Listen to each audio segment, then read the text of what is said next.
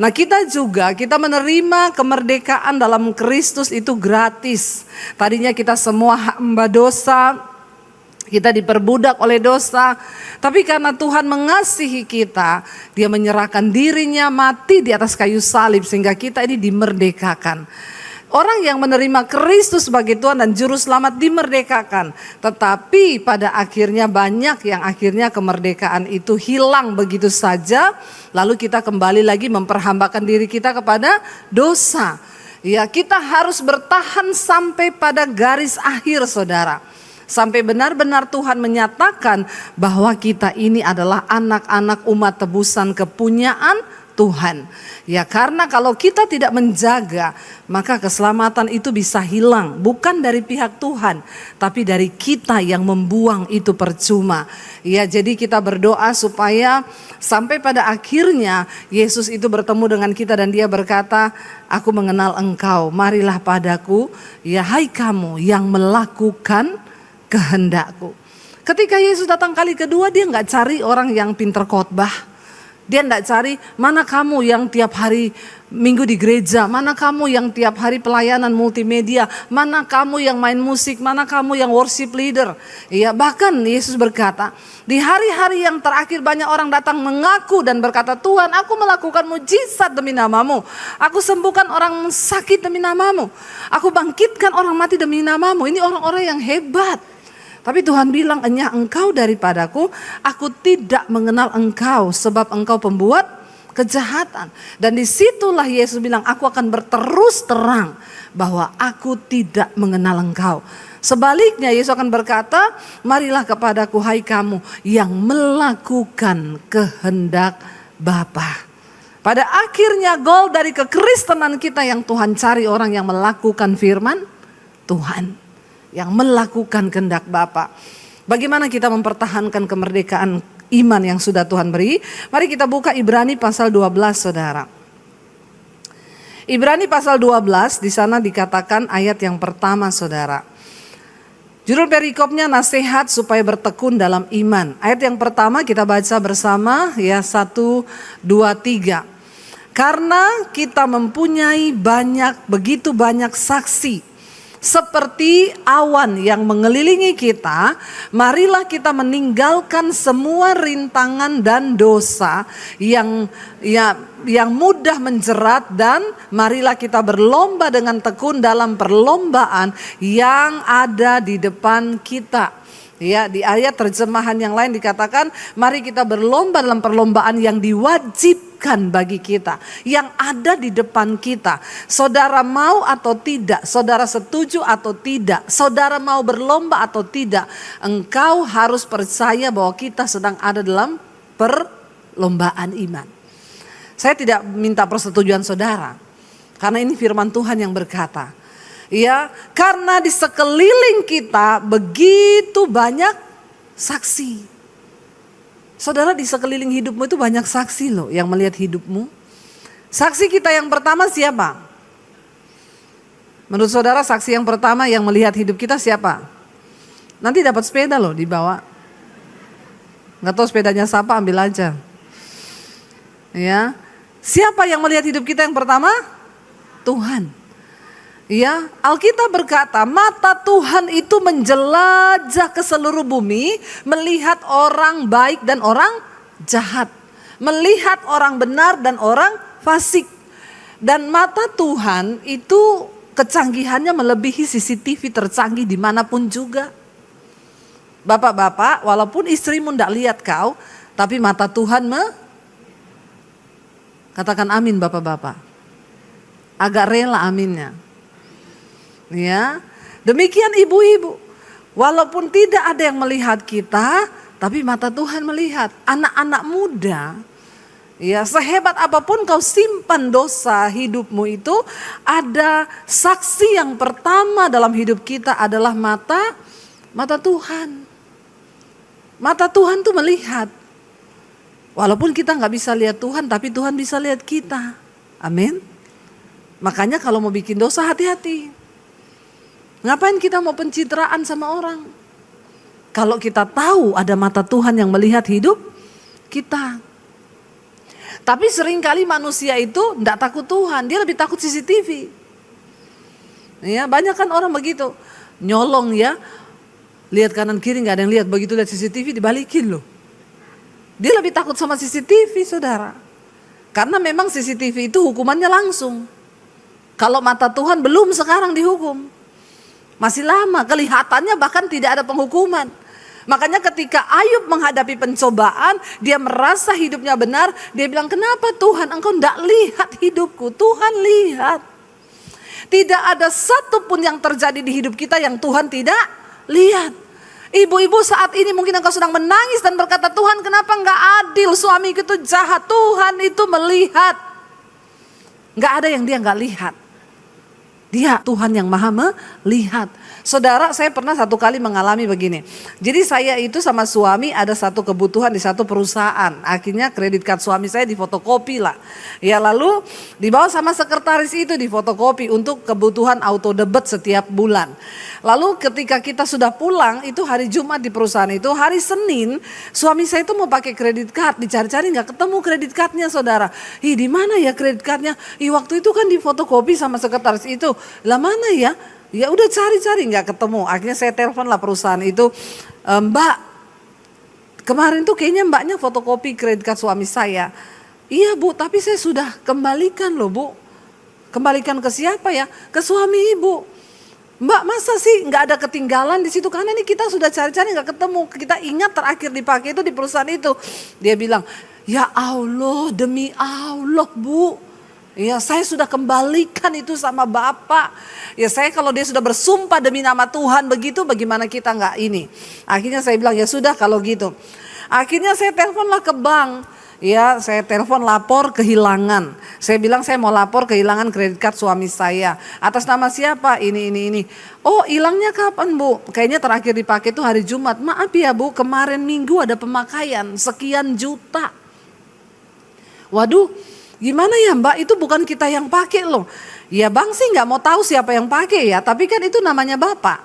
Kalau Bapak nggak bayar ya yang di blacklist namanya Bapak. Waduh saya bilang, aduh siapa yang pakai ya, waktu itu lagi kita uangnya pas-pasan lagi. Orang pakai begitu, jadi saya harus usut tuntas ini. Ya kalau saya punya banyak uang sudah saya tutup aja lah, tapi karena kebetulan waktu itu memang tidak ada uang, jadi saya mencari keadilan. Ya, akhirnya saudara, saya teleponlah bosnya itu teman saya. Bu, saya itu kemarin Jumat itu pakai kredit card itu pegawaimu loh, sekretarismu yang fotokopi untuk pendebetan tiap bulan.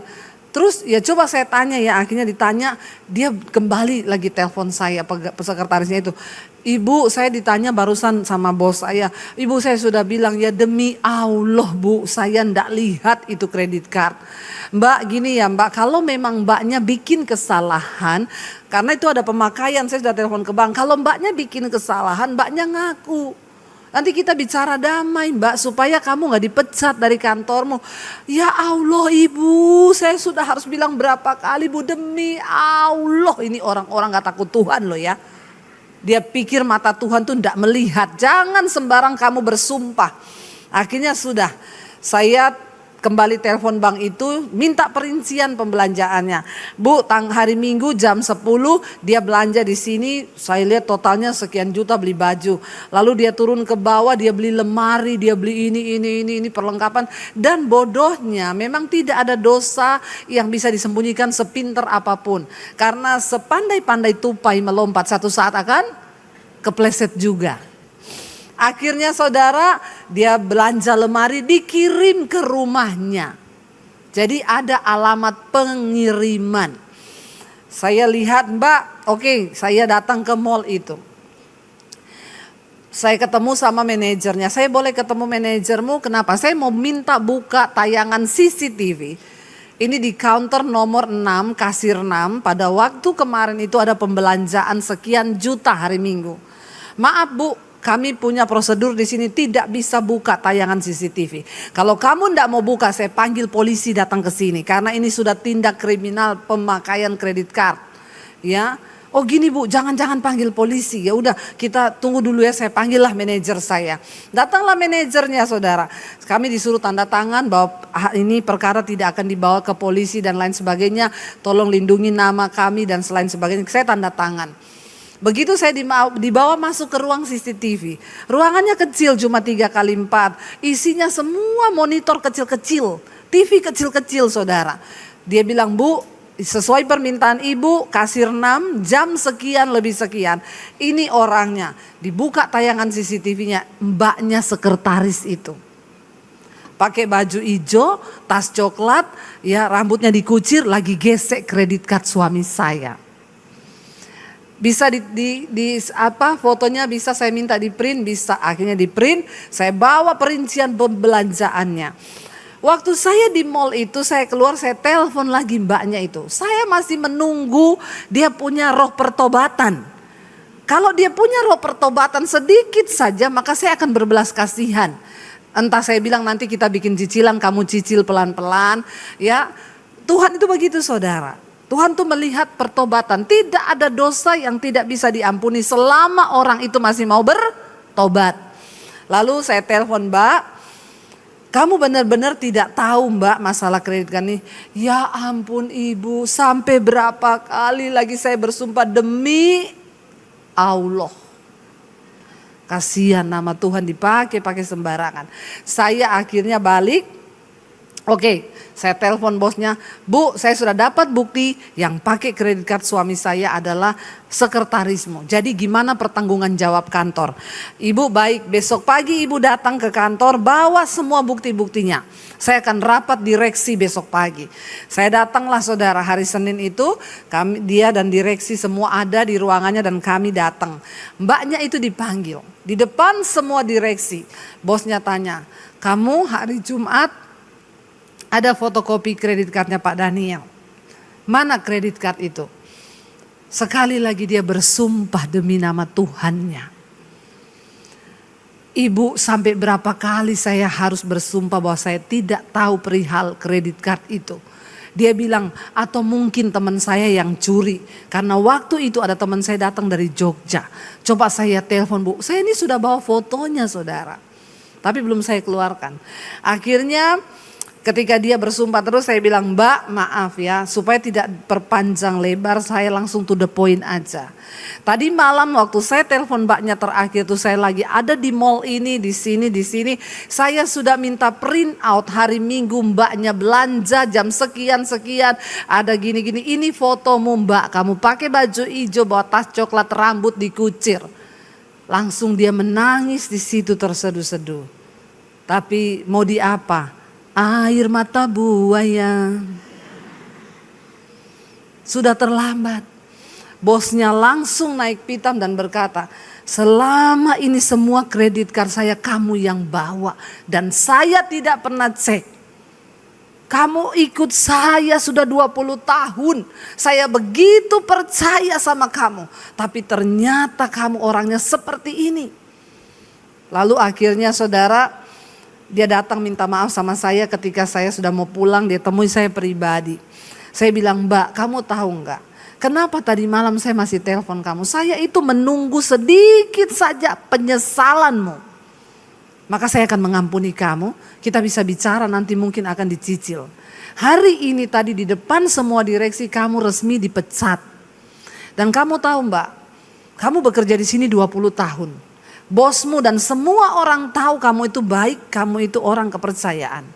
Tapi dengan kasus ini, ya kamu tahu semua orang akan ingat cuma satu kesalahanmu. Kamu pencuri kredit card. Dan itu akan melekat seumur hidupmu. Saya sangat menyayangkan kenapa kamu gak punya roh takut Tuhan. Kamu berkali-kali bersumpah demi nama Tuhanmu di depan saya. Betapa berdosanya kamu bawa nama Tuhan. Dia nangis tapi sudah terlambat. Saudara, satu saat Alkitab berkata, kita semua akan berdiri di hadapan tahta pengadilan Kristus. Untuk apa? Memberikan pertanggungan jawab terhadap semua perbuatan di hidup kita. Kita gak bisa bertopengkan dengan pelayanan kita, dengan hal-hal yang kelihatannya rohani. Nanti kita berdiri di hadapan tahta pengadilan Kristus, nanti ditanya, pernah selingkuh enggak? Demi Allah.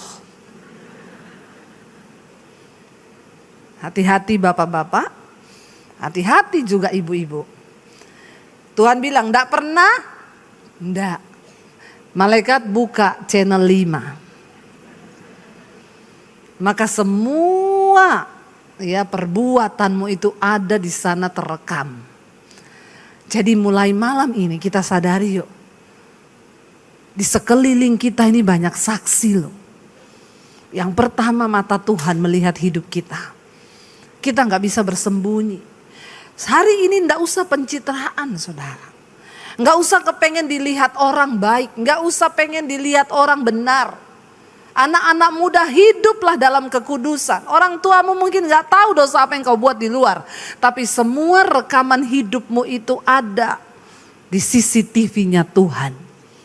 Karena dengan jelas Alkitab berkata, mata Tuhan itu menjelajah ke seluruh bumi untuk melihat perbuatan setiap manusia, dan dia akan memberi upah di satu saat penghakiman nanti, entah baik entah itu jahat. Mari kita sadari, sekelilingmu itu banyak saksi. Saksi yang kedua siapa?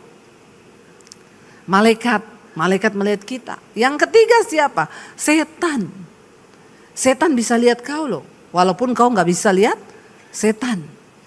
Ya, tapi banyak orang Kristen suka lihat setan. Berarti temannya setan. Saya heran kalau ada orang tiap hari lihat setan saudara ya. Bukan lihat Tuhan, lihat setan terus. Udah gitu bangga lagi, saya kemarin itu lihat setan loh, di situ lihat setan. Saya, kamu kok tiap hari lihat setan terus ya? Kamu temennya ya? Ya, jangan saudara ya, masa tiap hari lihat setan?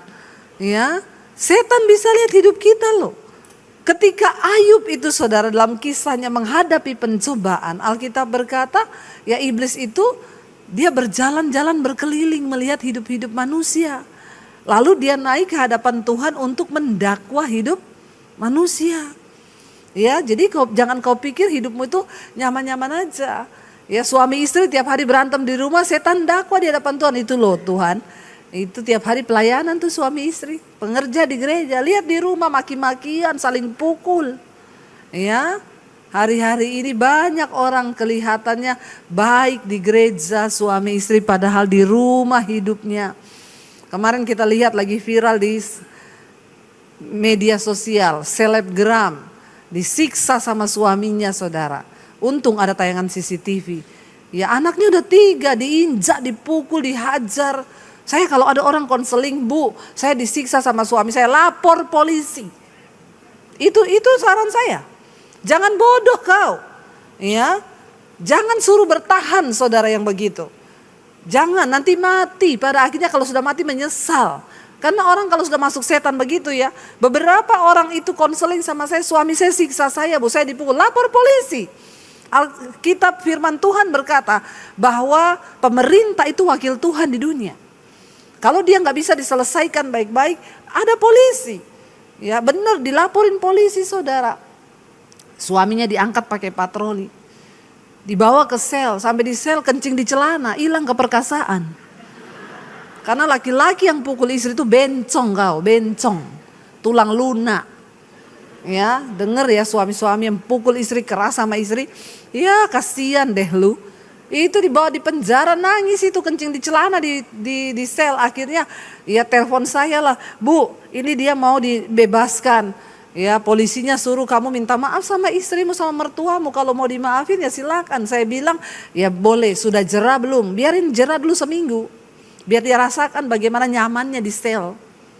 Ya. Lalu setelah itu tanda tangan di depan polisi, mertua, orang tua, istri jadi saksi. Kalau sekali lagi dia melakukan itu, maka tidak ada ampun, harus dipenjara. Tanda tangan di atas materai saudara.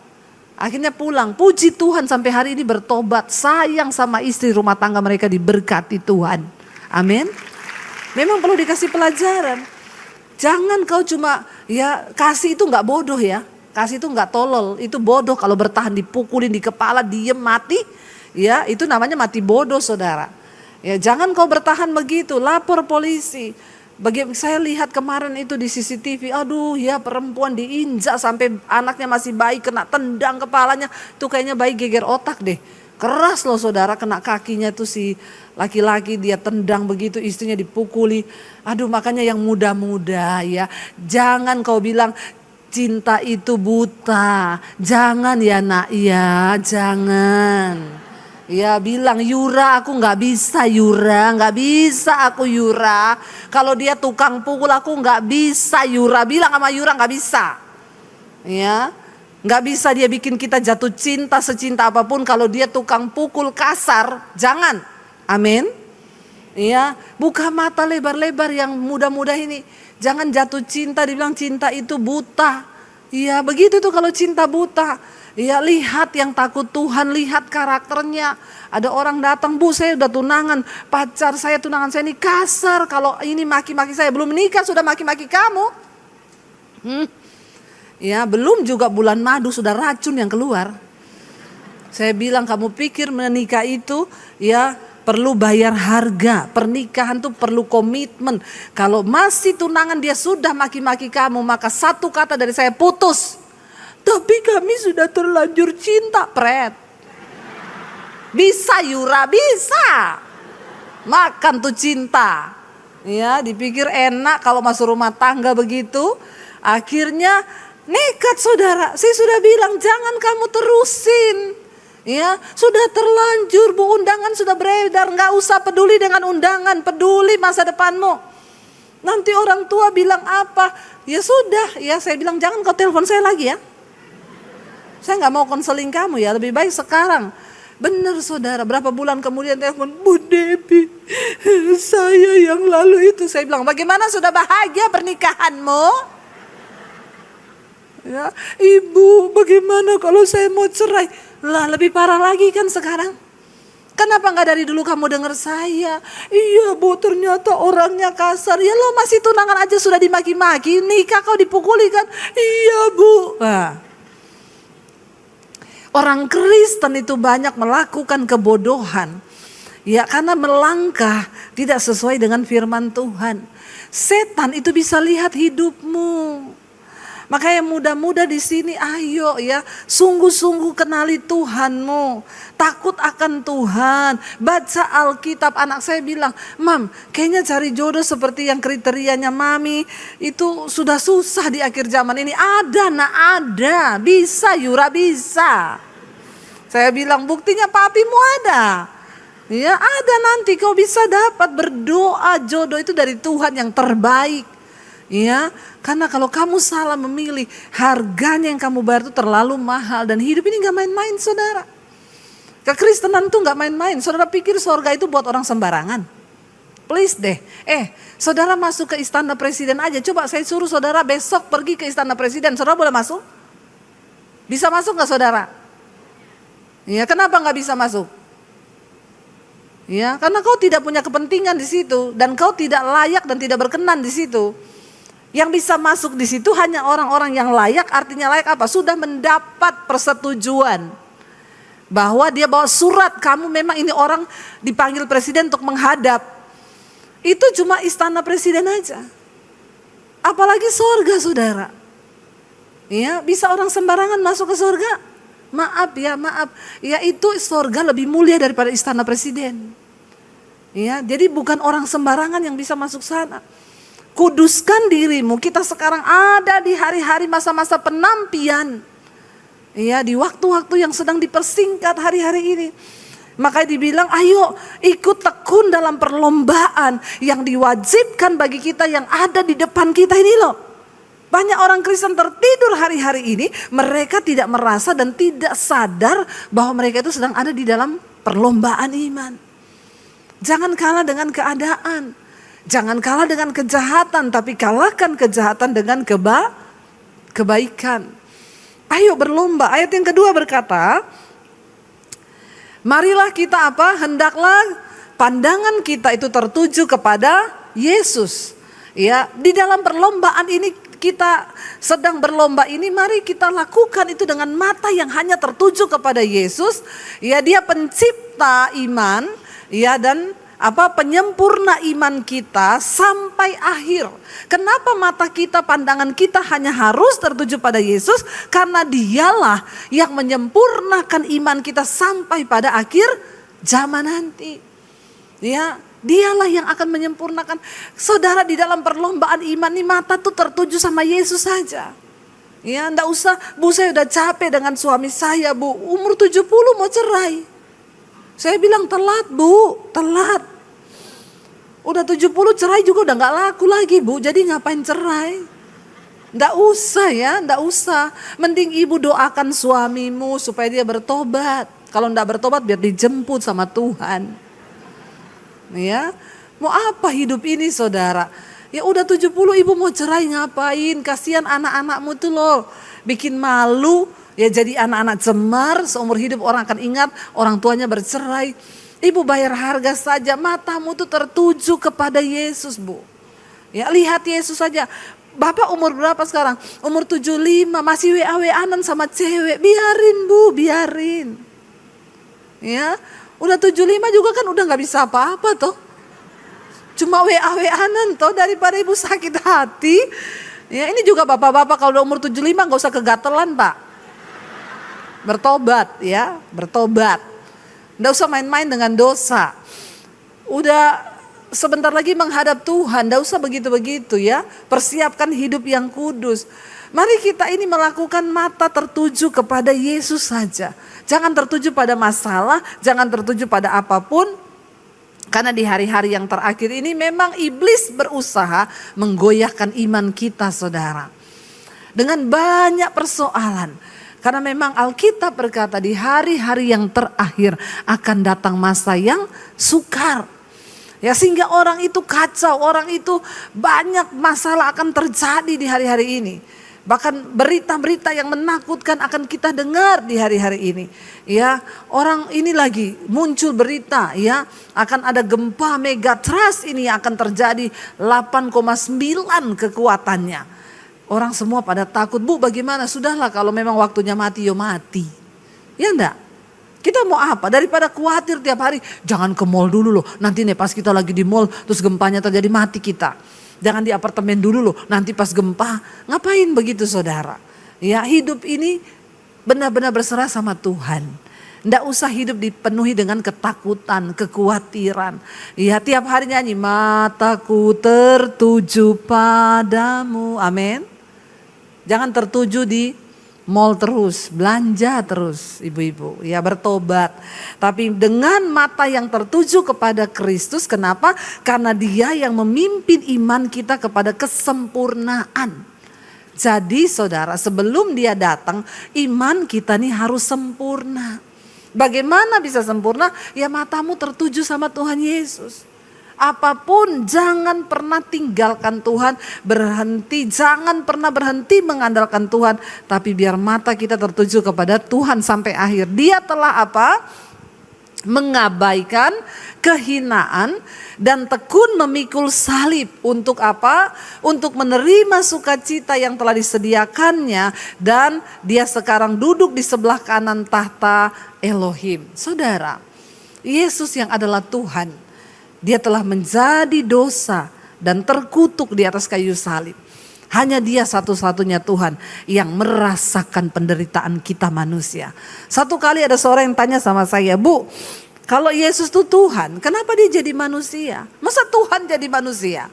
Saya bilang, kamu tahu kenapa Yesus harus jadi manusia? Dia bukan agama Kristen, saudara, dan dia mengejek. Ya, kenapa Yesus jadi manusia? Dia kan Tuhan, kok jadi manusia? Saya bilang, kamu tahu kenapa dia jadi manusia? Supaya dia merasakan keterpurukanmu, dia bisa merasakan penderitaanmu. Di antara kita hari ini, saudara, belum ada yang kita berkeringat bercucurkan darah toh? Ada di antara saudara yang hari ini pernah keringat menetes dengan bercampur darah karena pecah pembuluh darah akibat depresi tertekan yang sangat berat? Yesus pernah mengalami itu. Jadi tidak usah terlalu alay lebay merasa kau paling menderita di dunia ini. Amin. Karena Yesus sudah pernah merasakannya.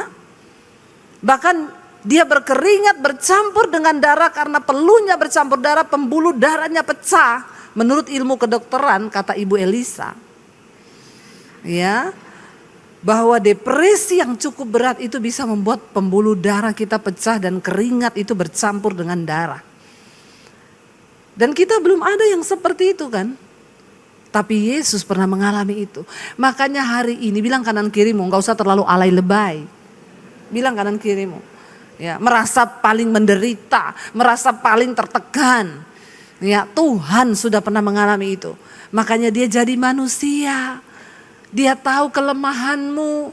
Hari ini ketika engkau sedang ada dalam persoalan yang begitu berat, tidak usah cari manusia. Datang di kakinya dan nangis sama Tuhan. Curahkan air matamu dan isi hatimu di hadapan dia. Dan dia Tuhan yang mengerti.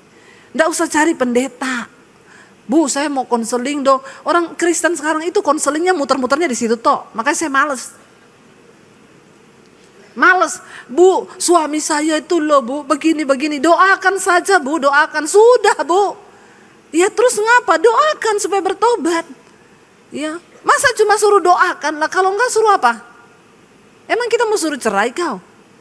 Ya, doakan Bu, tetap doakan. Jawabnya gini lagi, soalnya Bu Dewi gak pernah rasa sih suami saya. Ya gak mau lah saya rasa suamimu. Itu suaminya siapa suruh saya rasa? Ya suami-suami sendiri kok ngomong begitu. Saya gak mau, saya punya suami sendiri. Saya gak mau rasa suamimu. Siapa yang suruh kau dulu menikah sama itu? Kan kau sendiri toh. Nah sekarang kok disuruh berdoa. Muter-muter konselingnya itu di situ. Dan dia itu sebenarnya tahu jawabannya itu berdoa. Saya datang ke satu gereja, ada bapak-bapak datang, Bu saya mau konseling. Iya Pak sebentar, saya ini kan khotbah 4 kali ya. Nanti ya Pak kalau ada waktu, kan ini saya mau khotbah 4 kali tuh butuh konsentrasi ya Pak. Terus pendetanya ngomong ke saya, nggak usah dilayani Bu. Itu setiap pendeta datang dia konseling. Dan saudara tahu masalahnya apa? Bu, suami istri saya tinggalin saya sekarang. Kenapa Pak? Saya nggak kasih uang istri saya. Ya sudah bagus kau tidak dikasih sianida Pak. Udah bagus istrimu pergi tinggalin kau. Mana ada orang menikah istri nggak dikasih duit. Terus mau makan apa di rumah? Kadang bapak-bapak ini juga kebangetan ya. Iya, bingung saudara. Terus gitu mau konseling. Saya bilang Bapak bertobat ya. Bertobat. Kalau kau mau bertobat, mau berubah, ya istrimu pasti kembali. Tapi kau nikah kau gak kasih duit istri. Ada di sini bapak-bapak yang begitu? Ada ya. Ayo kita cari dia, kita baptis, kita rendam 20 menit ya. Biar dia buka mata di rumah Bapa di sorga. Lebih baik tubuhnya binasa tapi jiwanya selamat. Bertobat bapak-bapak begitu itu sama istri gak kasih uang. Ya makanya jadi istrinya pintar cari uang. Uang di celana dicari, di kaos kaki dicari, di dompet dicari. Jangan salahkan ya. Jadi ayo saudara, nggak usah bolak-balik konseling, duduk itu loh di kaki Tuhan. Makanya saya paling nggak mau, Bu mau konseling dong, cari Tuhan aja, baca Alkitab, nggak usah konseling. Kebanyakan konseling kau. Ya lakukan firman saja waktu kau datang dengan mata yang tertuju kepada Tuhan, kepada Yesus. Kau menemukan jawaban, kau menemukan kekuatan. Ya sebab dia yang memberi teladan saudara. Ayat yang ketiga berkata di sana, kita baca bersama ayat yang ketiga. Ingatlah selalu akan dia Yesus yang tabah menanggung bantahan seberat itu terhadap dirinya dari pihak orang-orang berdosa. Supaya kamu tidak menjadi letih dan tawar hati. Kalau sudah mau menjadi tawar hati, mau merasa lelah, Tuhan aku lelah Tuhan. Jangan sering-sering bilang gitu. Tuhan bilang kalau gitu pulang ke rumahku. Ya kalau sudah lelah diajak pulang ke rumah Bapa enggak mau juga. Jadi itu mau apa? Nih ya. Alkitab berkata, firman Tuhan berkata, kalau kau sudah mulai merasa letih, merasa lelah dan mulai tawar hati, datang kepada Tuhan saudara. Ingatlah selalu akan Yesus yang sudah menanggung beban yang seberat itu. Dan dia menanggung fitnahan, bantahan dari orang-orang berdosa terhadap dirinya. Saya berdoa biar kita semua terbuka mata kita hari ini. Mari pandang Yesus. Saya tahu kita semua punya masalah. Saudara gak usah cerita sama saya. Dan mungkin ada di antara saudara bilang, Ibu Debbie sih gak tahu masalah yang saya hadapi. Saya ini punya masalah yang berat loh Bu dalam hal keuangan. Saudara gak usah ngomong, saya ini pernah diusir dari keluarga. Saya pernah hidup tanpa uang 1 sen pun di tangan saya. Saya pernah hidup sebatang kara, gak ada orang yang mengasihi saya. Waktu saya diusir dari rumah, saya pernah mengalami yang namanya difitnah. Saya pernah mengalami yang namanya direndahkan. Saya mengalami semua itu. Saya mengalami masalah keuangan. Saya pernah dikejar debt collector, sudah saya rasakan. Jadi kalau ada yang mau ngomong saya gak tahu masalahmu, maaf saudara. Makanya perlu hamba Tuhan itu mengalami proses. Supaya dia tahu bagaimana jemaat itu mengalami. Sekarang banyak hamba Tuhan tidak diproses saudara. Ya, instan karbitan, akhirnya mereka juga gak bisa kasih tahu firman yang benar. Ya, jangan saudara, mari kita bergantung sama Tuhan. Mata kita tertuju kepada Tuhan. Ayat 4 berkata di sana, kita baca bersama. Dalam perjuanganmu melawan dosa, kamu belum sampai apa? Mencucurkan darah.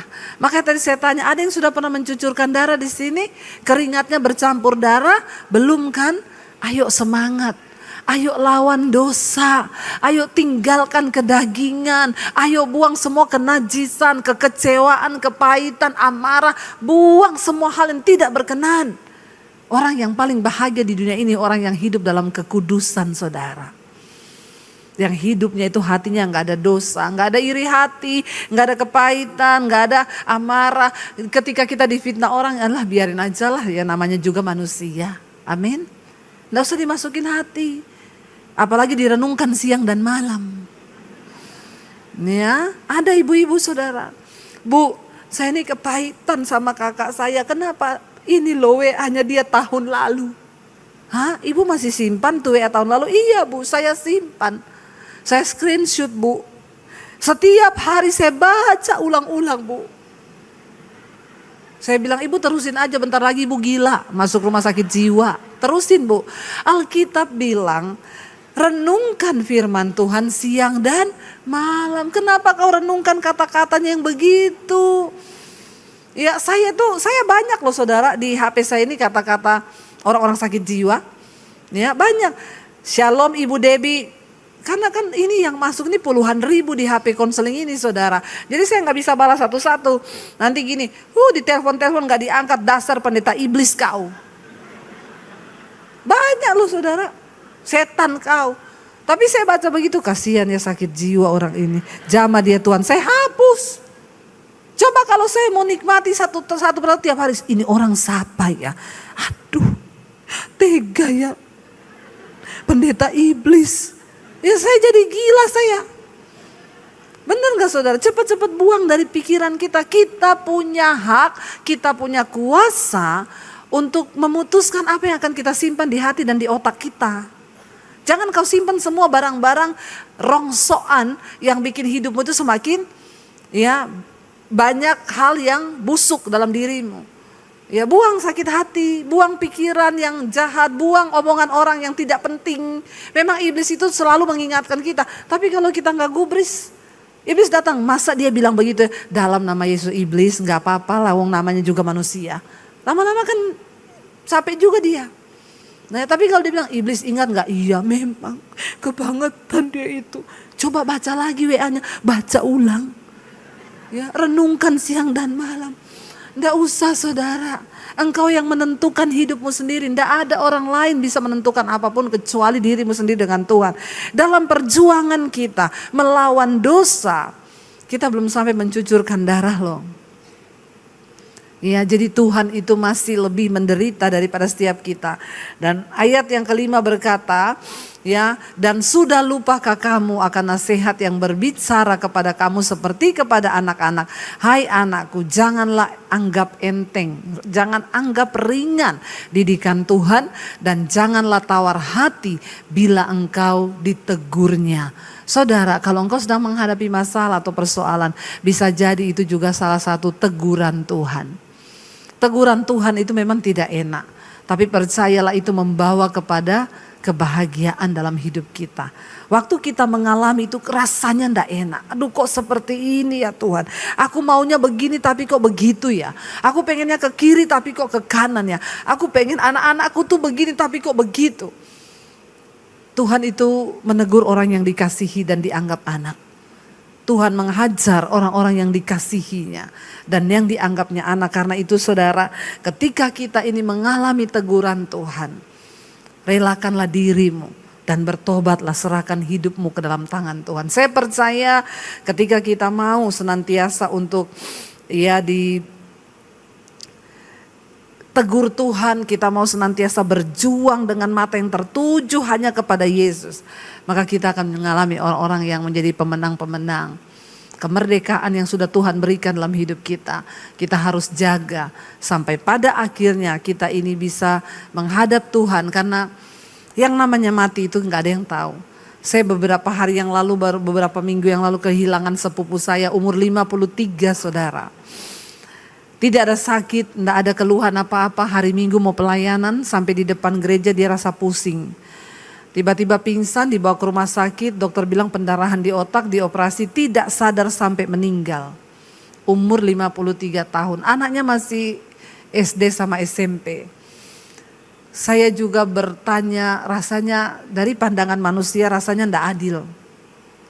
Anak-anaknya masih butuh dia, masih SD loh. Saya bisa merasakan kehilangan. Saya kadang bertanya, Tuhan, di luar sana kan banyak pelakor yang suka ganggu suami orang. Kenapa bukan itu yang dipanggil lah? Ya, ini kan orang baik-baik punya anak yang dia harus urus, dia melayani Tuhan loh. Tapi kita nggak ada yang tahu keputusan Tuhan. Kita nggak bisa mengatur Tuhan. Ya, dan memang mungkin ya itulah Alkitab bilang Tuhan tuh tidak berkenan pada kematian orang fasik, tapi pada pertobatannya. Tuhan mau semua orang itu meninggal dalam keadaan dia layak saudara. Tapi jangan sampai loh. Ya kita ini diberi kesempatan gak mau tobat, ditegur gak mau tobat, gak mau tinggalin dosa. Allah mengenal siapa milik kepunyaannya. Dan setiap orang yang menyebut nama Tuhan itu hendaklah meninggalkan kejahatan. Jadi ternyata tidak semua pendeta, tidak semua orang Kristen jemaat itu adalah kepunyaan Tuhan. Sebab Tuhan yang tahu siapa milik kepunyaannya. Dan orang yang menjadi kepunyaan Tuhan, mereka yang meninggalkan kejahatan. Amin. Saudara, seperti yang sudah tadi pagi saya sampaikan, saya akan bersaksi bagaimana Tuhan menyelamatkan saya. Saya dilahirkan dalam sebuah keluarga, dari kecil saya Muslim, papi saya haji. Dan saya tidak mengenal Kristus dari kecil. Tanpa pengenalan yang benar akan Tuhan, ya saya pikir hidup ini adalah ya lahir, bekerja, cari uang lalu mati.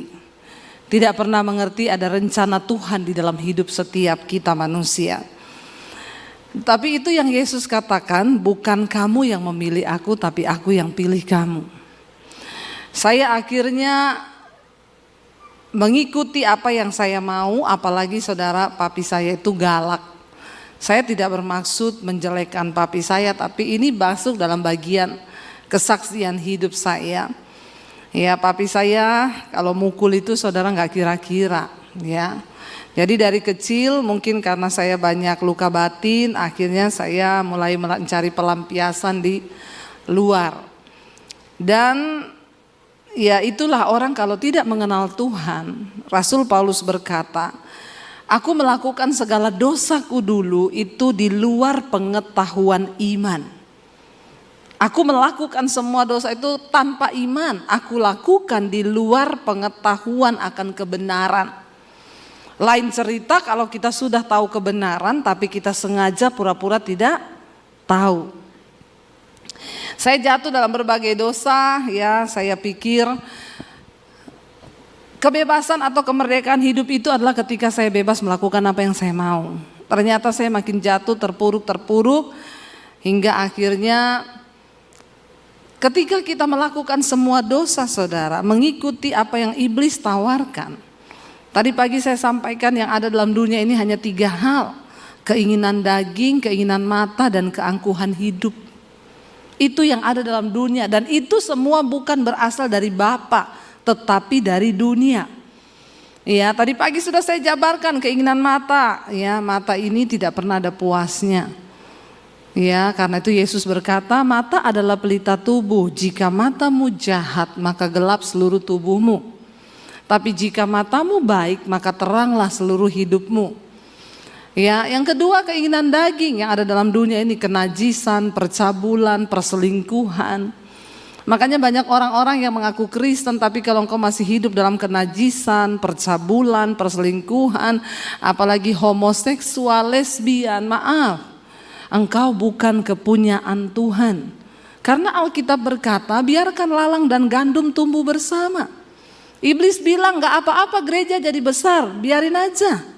Pada waktu kedatangan Tuhan barulah itu adalah hari penampian. Akan dibuktikan di sana mana yang ilalang, mana yang gandum. Tuhan bilang biarkan aja dulu tumbuh bersama. Ya, karena pada hari penampian nanti akan dibuktikan. Makanya Yesus berkata, bukan setiap orang yang berseru kepadaku Tuhan, Tuhan yang akan masuk dalam kerajaan Allah, tapi mereka yang melakukan kehendak Bapa. Yesus bilang pada akhir zaman nanti aku baru akan berterus terang kepadamu bahwa aku tidak mengenal engkau. Daripada nanti Yesus baru berterus terang, lebih baik sekarang kita bertobat. Sungguh-sungguh ikut Tuhan. Akhirnya saudara, karena saya terpuruk dalam dosa, singkat cerita iblis ngomong hidupmu sudah hancur, kamu sudah rusak, masa depanmu juga rusak. Buat apa kamu hidup? Mending bunuh diri. Dan saat itu tidak ada pikiran lain dalam benak saya, cuma pengen mati. Karena saya tidak menemukan apapun di hidup ini saudara. Setan datang menuduh saya, hidupmu hancur. Untuk apa kamu hidup? Mati saja. Dan saya mulai mencari siapa Tuhan itu. Saya mulai bertanya, Tuhan, untuk apa engkau ciptakan aku di dunia ini? Kurang kerjaan banget kau Tuhan. Kenapa engkau ciptakan aku untuk berdosa? Kalau hari ini saya mati bunuh diri, saya tahu saya masuk neraka, terus Tuhan puas. Buat apa engkau ciptakan saya? Tanpa pengetahuan yang benar, saya marah kepada Tuhan. Dan di luar sana saudara, ada begitu banyak orang yang sedang punya pertanyaan yang sama. Dan tugas kitalah untuk membawa mereka ke jalan yang benar. Tapi bagaimana mungkin Alkitab bilang engkau saja kalau ditinjau dari segi usia, harusnya kita ini semua sudah jadi pengajar. Tapi yang terjadi adalah apa saudara? Orang Kristen sekarang datang duduk pulang di gereja, tapi engkau tidak mampu menjadi pengajar. Bahkan asas-asas tentang kekristenan itu masih harus diajarkan. Masih banyak orang Kristen yang tanya saya, Bu, merokok itu dosa apa enggak, Bu? Di mana ayatnya, Bu? Saya bilang di pom bensin baca. Gede tulisannya dilarang merokok. Lu gak usah cari di Alkitab, tidak ada tulisan dilarang merokok. Tapi saya mau bilang, sedangkan di pom bensin saja kau tidak bisa masuk, apalagi di amin yang merokok. Tidak usah angkat tangan. Saya khotbah begini di Jakarta saudara, di satu mall. Tiba-tiba waktu pulang saya dikejar orang Ambon. Di mall, orang Ambon sangar saudara. Seng makan mati, makan seng juga mati. Dia kejar saya, dia bilang, Ibu pendeta. Saya bilang, kenapa ya Pak? Saya tadi ikut ibadah yang Ibu bawa firman tadi. Saya itu paling tidak suka kalau ada pendeta khotbah-khotbah soal rokok. Emangnya saya beli itu rokok pakai uangnya pendeta? Terus saya bilang, Bapak nih masalahnya apa ya? Tapi tadi itu Ibu bilang, sedangkan di pom bensin saja saya tidak bisa masuk, apalagi di sorga. Saya pikir-pikir itu Ibu betul juga itu. Ternyata seringkali kita nggak usah khotbah tinggi-tinggi bahasanya Pak. Ya karena jemaat itu lebih ngerti bahasa yang sehari-hari saja.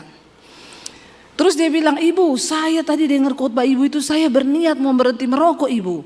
Tapi sudah lama ini memang saya tidak bisa berhenti Ibu. Karena aduh bagaimana ya Ibu ya. Ibu kasih saya tips ibu, atau ibu tumpang tangan ke saya ibu supaya saya berhenti merokok. Saya bilang, Pak, itu adalah niat dari dalam diri. Biar saya tumpang kaki Bapak. Kalau memang Bapak tidak niat bertobat, tidak bisa Pak. Terus bagaimana tipsnya ibu? Nanti kalau Bapak berhenti 1-2 hari itu kan iblis bujuk lagi tuh. Nanti iblis Bapak lihat rokok kepengen ambil, nggak apa-apa ambil aja Pak. Ambil ya Ibu Debbie. Iya, terus hidupin aja. Hidupin ya Ibu. Terus Bapak taruh di mulut tapi diputer, apinya taruh di bibir. Bapak lakukan itu sehari 3 kali. Saya yakin Bapak berhenti merokok. Kenapa? Bibirmu melepuh.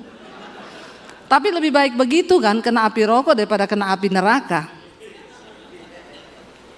Kan Tuhan bilang kalau tanganmu membuat engkau berdosa, potong tanganmu.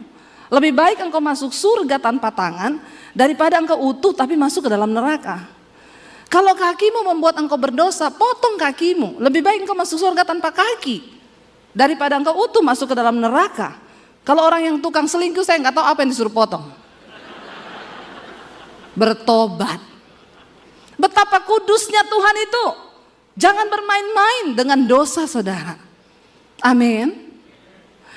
Dan makanya kita ini kalau nggak berubah saudara, ya saya selalu berkata setan itu tidak pernah takut dengan gereja yang penuh. Jangan bangga dulu kalau gereja penuh. Ya, buat tim PPW harus banyak berdoa supaya penyembahanmu itu naik menjadi dupa, bukan gaya-gayaan. Kita penyembahan nggak ada hadirat Tuhan buat apa? Apalagi kalau tim PPW-nya masih hidup dalam dosa. Ya. Saudara, apa yang membuat gereja berbeda dengan Holy Wings? Lo bener, kita kalau cuma di gereja mau lompat-lompat saudara, setan gak pernah takut engkau lompat-lompat di gereja. Saya kadang kalau lihat di gereja itu orang udah kayak kesetanan, gak ada bedanya sama Holy Wings saudara. Apa yang membuat kita berbeda? Ada hadirat Tuhan. Dan ketika orang ketemu hadirat Tuhan, engkau pulang hidupmu berubah.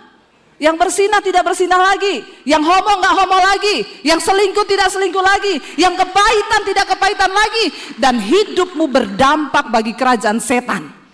Setan takut, engkau juga berdampak bagi kerajaan Allah. Itu yang benar. Kita perlu berdoa hari-hari ini saudara. Setan nggak takut, jemaat penuh.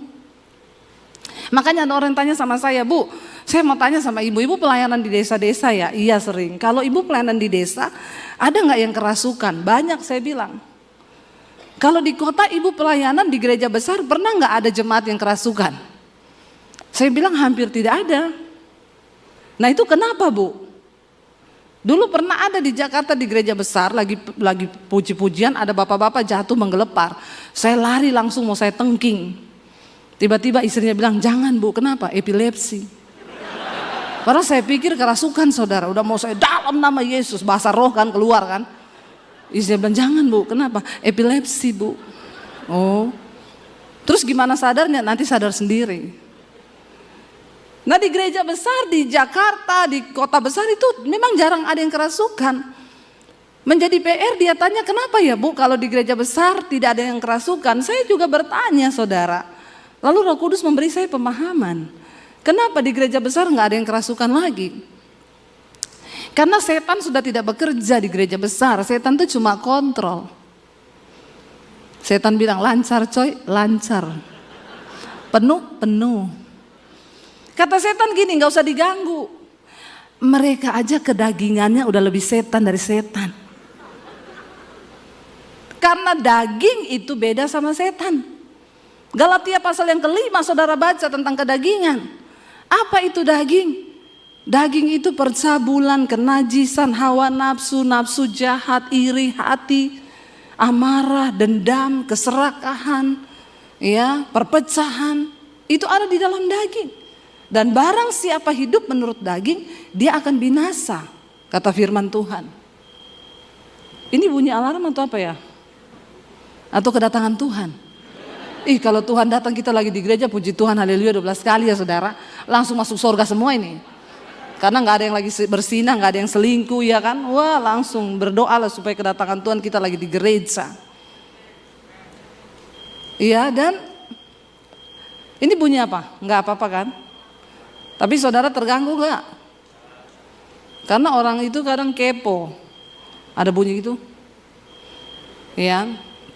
Yang pasti bukan dari HP saya. Ini HP saya sudah saya silent. Saya mode terbang pesawat supaya tidak mengganggu, ya.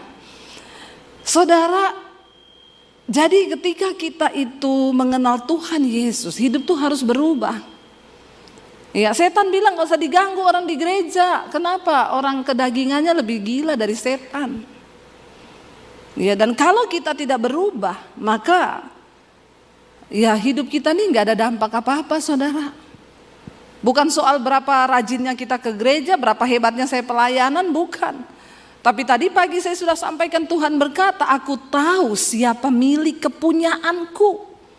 Dan Yesus bilang, aku akan berterus terang ketika aku datang kali yang kedua. Aku akan berterus terang. Ngeri itu. Kalau Tuhan berterus terang, baru ternyata kita udah pede selama ini kita melayani. Sorry aja, tidak semua orang Kristen memperoleh janji Tuhan. Kalau kita belajar dari kisahnya bangsa Israel, mereka dipanggil keluar, tapi ternyata tidak semua bisa masuk ke tanah perjanjian. Perjalanan yang harusnya ditempuh 11 hari jadi 40 tahun. Kenapa? Proses 40 tahun ini untuk mematikan kedagingan mereka. Karena Tuhan tidak mau mereka masuk di tanah yang baru dengan pola dan hidup kedagingan yang lama. Saudara, akhirnya saya mau bunuh diri dan saya bertanya, Tuhan, di mana engkau? Siapa engkau? Saya pengen kenal Tuhan itu. Saya gak peduli tentang agama. Saya pengen tahu Tuhan yang benar itu siapa. Jangan engkau menjadi Kristen hanya karena warisan dari orang tua. Setiap kita perlu berjumpa secara pribadi dengan Tuhan. Karena tidak semua ternyata orang Kristen itu sudah mengalami perjumpaan pribadi dengan Tuhan. Yesus berkata kepada Nikodemus, kamu tidak mungkin bisa masuk kerajaan Allah kalau engkau tidak dilahirkan kembali. Apa artinya dilahirkan kembali? Nikodemus berkata, aku sudah tua, bagaimana mungkin aku masuk ke rahim ibuku lalu aku dilahirkan kembali? Yesus bilang, kau harus dilahirkan kembali dari air dan dari roh, dari firman Allah. Saudara, manusia rohani kita harus dibangun. Ketika itu saya pengen bunuh diri, saudara, saya udah gak peduli mau bagaimana, pokoknya saya pengen mati. Tapi sebelum saya mati saya bilang, Tuhan tunjukkan dirimu kepada saya. Habis ini saya mati dan saya masuk neraka dan Tuhan puas. Saya nangis di kamar saya tulis surat buat orang tua saya. Karena saya ini dari kecil sudah diwanti-wanti papi saya, jangan berteman dekat sama orang Kristen. Apalagi kalau sampai kamu jatuh cinta dan pacaran sama laki-laki Kristen. Lebih baik papi masuk penjara, papi bunuh kamu daripada kamu bikin malu keluarga. Jadi saya sangat takut dan saya tidak berani dekat-dekat sama cowok Kristen. Padahal yang ganteng-ganteng tuh cowok Kristen. Cie, amin loh ya. Yang bertobat. Yang tidak bertobat sama juga setan. Yang bertobat. Ya, saudara, akhirnya ya saya terus hidup ya dengan prinsip saya. Dan akhirnya sampai waktu itu saya pengen mati bunuh diri. Saya berdoa. Saya nggak tahu berdoa kepada Tuhan yang siapa. Tapi di benak saya percaya bahwa ada Tuhan di dunia ini. Orang yang paling malang, yang paling bodoh di dunia bukan orang yang nggak bisa baca tulis, tapi orang yang paling malang adalah orang yang tidak percaya bahwa Tuhan itu ada. Itu orang paling bodoh, saudara. Maaf ya, kita lihat matahari, bulan, bintang, bumi berputar pada rotasinya. Harusnya kita mengaku bahwa ada satu kuasa yang mengatur itu semua. Saya lihat bunga aja ya, itu bunga daunnya hijau, bisa keluar kuning, merah, itu saya, wow, Tuhan engkau itu dahsyat. Itu dari mana itu kalau bukan karena kuasa Tuhan? Enggak mungkin, kita diciptakan manusia. Kita punya mata dua semua kan? Ada yang mata tiga di sini? Enggak ada. Kita punya mata dua, hidung satu. Lubangnya menghadap ke bawah. Kalau menghadap ke atas itu harus dioperasi. Kalau lubang menghadap ke bawah walaupun pesek, tidak usah operasi, begini saya sudah cukup. Amin ibu-ibu. Ya, karena orang itu kalau pengen cantik nggak puas-puas, nanti pengen cantik terus, nanti ini salah dikit diperbaiki, malah salah. Ya, operasi hidung jadi cantik sih, tapi ngomongnya jadi gini. Ya, pesek nggak apa-apa, lubangnya 2 menghadap ke bawah sudah, puji Tuhan, haleluya 12 kali. Karena kalau menghadap ke atas repot, hujan masuk air, maka matilah kau. Ya, jadi ya sudah, disyukuri saja. Tapi ajaibnya Tuhan ya, kita punya hidung 1, mata 2, mulut 1, mukanya itu beda semua loh. Nggak ada yang sama kan? DNA-nya juga pun berbeda. Itu Tuhan. Kalau orang nggak percaya ada Tuhan tuh kebangetan, saudara. Saya bilang, Tuhan, saya percaya Engkau ada, tapi siapa Engkau sebenarnya, Tuhan? Tunjukkan dirimu kepada saya.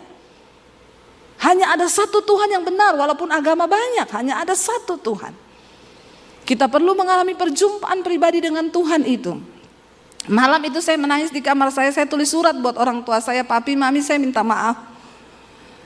Selama ini saya jadi anak yang tidak pernah nurut, saya memberontak sama orang tua.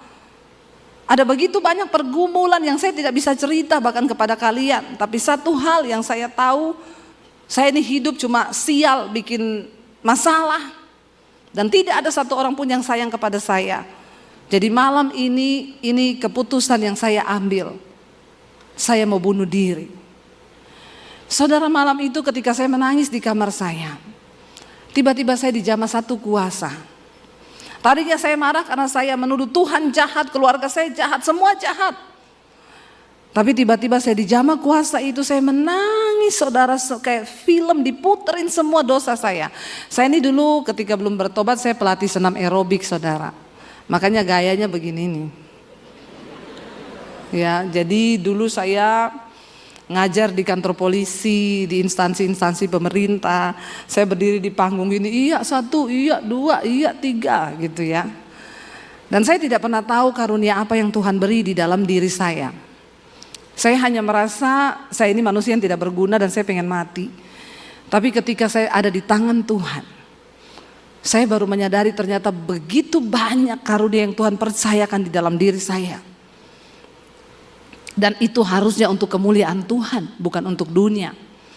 Lalu saudara, ketika malam itu saya dijamah satu kuasa, saya nangis di kamar saya hampir 1 jam.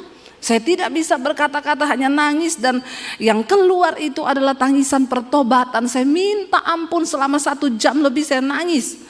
Saya baru tahu Alkitab berkata begini, tidak ada seorang pun yang dapat menyebut Yesus Tuhan kalau bukan karena pekerjaan Roh Kudus. Dan ketika Roh Kudus turun atas seseorang, maka Roh Kudus akan menginsyafkan orang itu yang pertama akan dosa, kebenaran, dan penghakiman. Saya dijamah Roh Kudus malam itu, saya nangis, saudara. Tiba-tiba di dalam tangisan saya itu, saya menyebut Yesus. Terus mulut saya tidak bisa berhenti, Yesus, Yesus, Yesus. Dan itu pekerjaan Roh Kudus. Setelah hari itu saya rasa apa?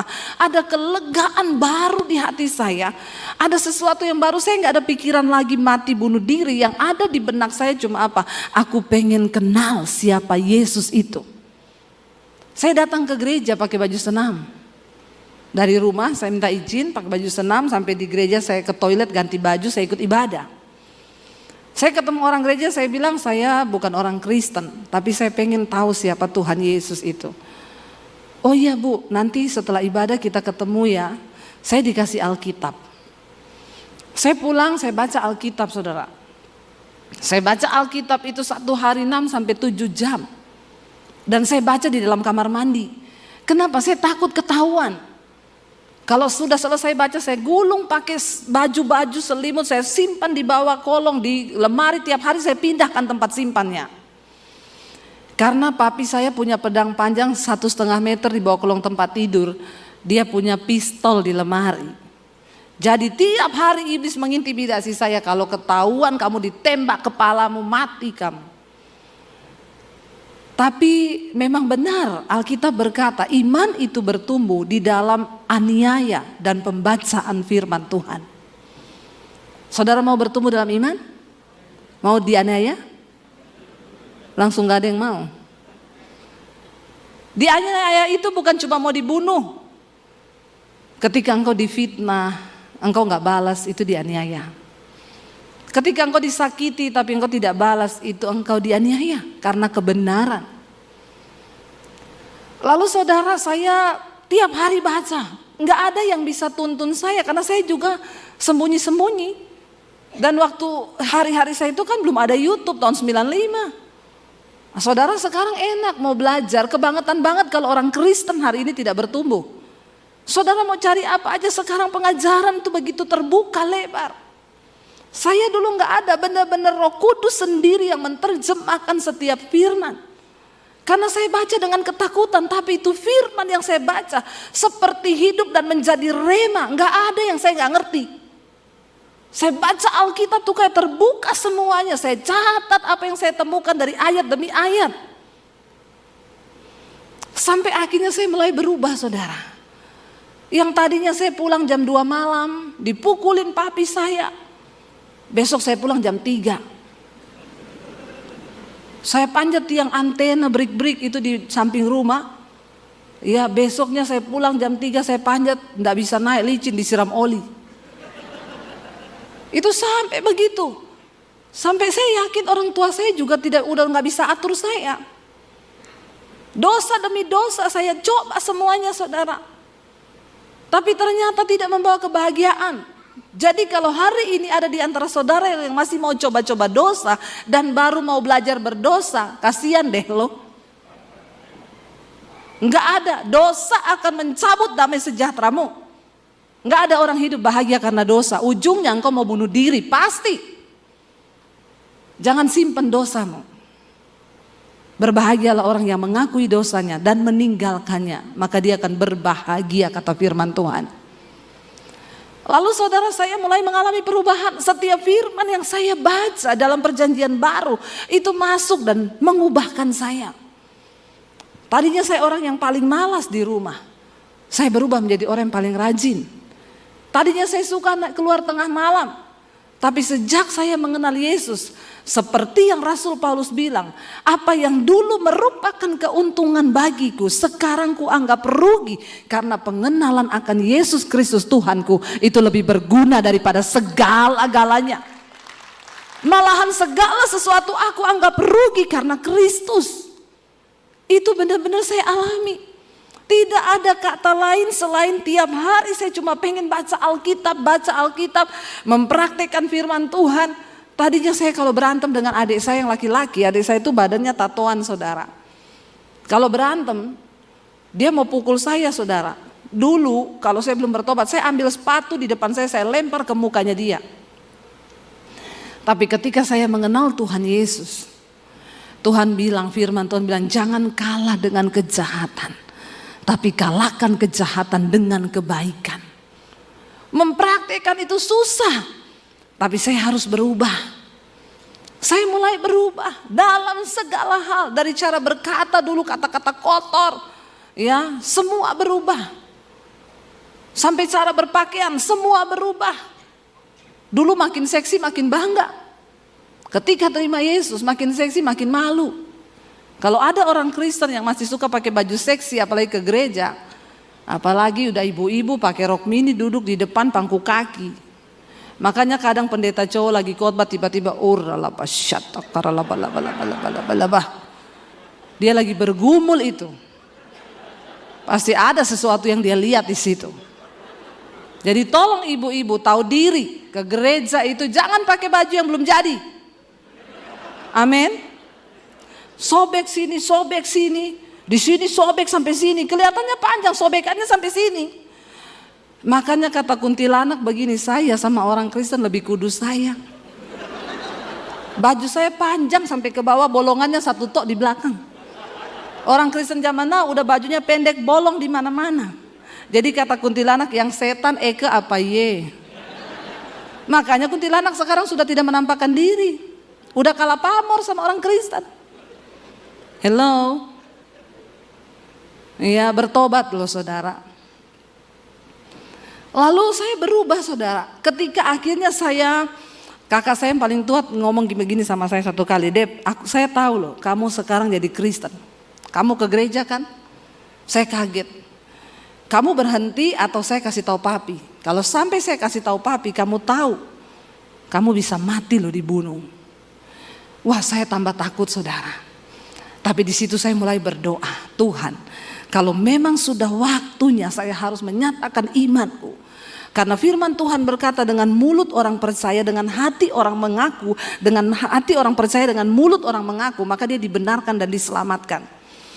Lalu saya berdoa bergumul, Tuhan beri saya kekuatan. Saudara, ketakutan terbesar di hidup saya itu adalah ketika saya harus ngomong Yesus di depan keluarga saya. Itu ketakutan terbesar saya.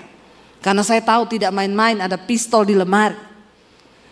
Tapi akhirnya Tuhan kasih saya kekuatan. Saya doa puasa saudara, doa puasa saya untuk minta kekuatan. Cuma ngomong satu tok Tuhan. Ngomong di depan keluarga saya bahwa saya sudah terima Yesus. Akhirnya satu kali saya bergumul, ada doa puasa di gereja, saya bilang ini waktunya saya harus ngomong ke papi saya. Saya mau masuk ke papi saya belok ke kamar mandi. Di kamar mandi saya doa dalam nama Yesus. Roh intimidasinya kenceng sekali. Lalu saya ikuti papi saya dari belakang, saya belok lagi ke dapur. Waduh, saudara bergumul, akhirnya saya tengking, saya dikuatkan dengan satu ayat firman Tuhan. Roh Allah yang ada padamu itu lebih besar dari segala roh yang ada dalam dunia ini. Kenapa kamu takut kepada manusia yang memang akan mati? Lalu saya masuk ke kamar papi saya bilang, Pap, saya mau minta izin. Dia sambil cari-cari apa di lemari, mau kemana? Mau ke gereja. Wih, tiba-tiba dia terhenti saudara. Lalu dia melihat kepada saya. Kata-kata pertama dia bilang, kamu sudah gila. Terus dia bilang gini, oh ini penyebabnya ternyata. Makanya akhir-akhir ini papi lihat kamu jadi aneh. Dan memang setiap orang yang berjumpa secara pribadi dengan Tuhan Yesus akan jadi. Pertanyaan saya, sudah anehkah saudara? Sudah aneh apa belum? Anehnya itu gimana? Dulu merokok, sekarang tidak merokok. Dulu judi, sekarang gak judi. Dulu suka maki-maki, sekarang gak maki-maki. Dulu suami istri ribut, berantem terus, sekarang gak pernah ribut. Dulu bersungut-sungut, sekarang nyanyi-nyanyi terus. Dulu tukang keluar malam dugem, sekarang betah di rumah baca Alkitab. Sudah seperti itu? Jawab sendiri di dalam hati. Papi saya bilang, oh ini penyebabnya. Makanya papi perhatikan kamu jadi aneh. Dulu malas, sekarang rajin. Aneh gak?